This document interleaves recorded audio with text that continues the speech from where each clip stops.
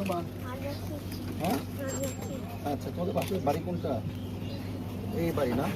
এই বাড়িটা আমরা তো বাচ্চাদের সঙ্গে খুব কষ্ট হয়েছে, মানে এখানে একটু আলাদা ছিল বলে এই বাড়িটা কিন্তু বেঁচে গেছে, নাহলে কিন্তু ওইখানে হয়ে যেত, আমরা সব লোককে দিয়ে পড়ে যাবো। ঠিক আছে, ভালো যাবো। হ্যাঁ, 26 তারিখ মধ্যরাতে মানে আগুন ধরে। তো আপনাদের সকলের সাথে আমাদের বিজিবির সকল সদস্য এখানে নিয়োজিত ছিল, তারা ভোর পর্যন্ত আগুন নিবানোর কাজে নিয়োজিত ছিল।